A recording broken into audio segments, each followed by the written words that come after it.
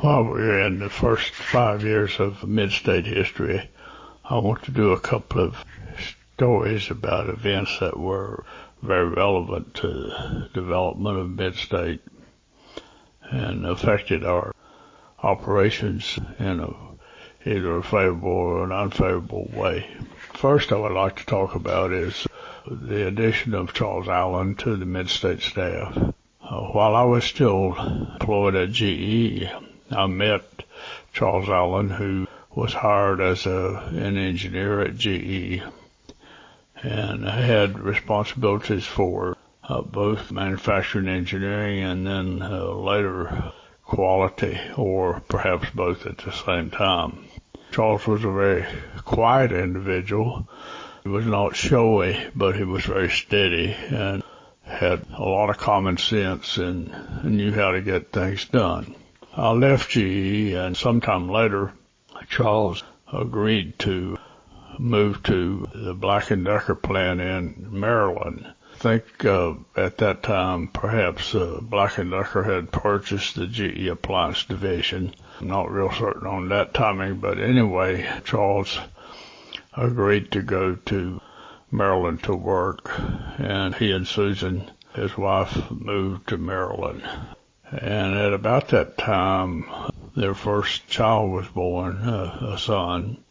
Susan obviously was a teacher and had moved up the ladder quite significantly over the years. I actually rode with her, or she rode with me, to UNCG back when I was still employed with GE and was making some effort to obtain an MBA. So I got to know Susan fairly well, and I knew Charles to some extent. And one of the things that I should mention is that when Mid-State got up and going, several people at GE volunteered to purchase additional stock, and Charles was one of those people. He made a small purchase. I don't remember exactly how many shares he had, but he lamented over the years that he certainly didn't buy enough because he bought it at, I believe, the original offering price of $1 a share. He might have paid a little bit more than that, but that's the number that I remember, and he was therefore a shareholder in the early days, and remained a shareholder to the 1986 buyout, when he did benefit significantly from what he had bought. But back to my story, Charles had gone to Black & Decker in Maryland, and I don't recall exactly what was going on with that plant. Perhaps they were closing it out or something. Anyway, Charles wound up with a situation where he wanted to move back to North Carolina. I'm sure that Susan probably seconded that pretty strongly. He came to see me in early 1975, about the same time that Don Wellington had joined the company. He came to visit with me and indicated that he would like to come to work for Mid-State. He and I agreed on a job and on a price, salary, and everything, and he moved himself back to Denton, I believe, because that was where Susan was going to be teaching, was in Davidson County. And they moved back, and Charles came to work for Mid-State.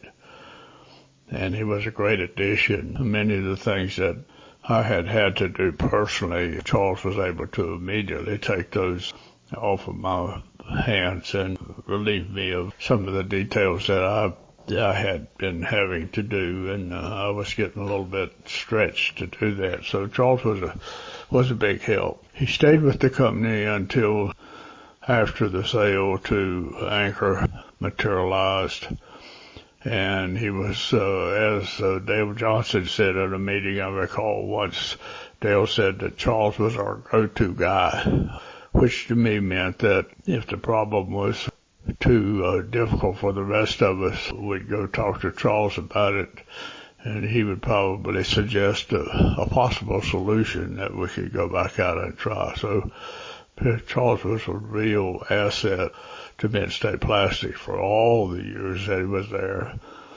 Susan was a dear friend, became better friends as the years went by. Still is a friend. Unfortunately, Charles passed away shortly after he retired from Mid-State situation.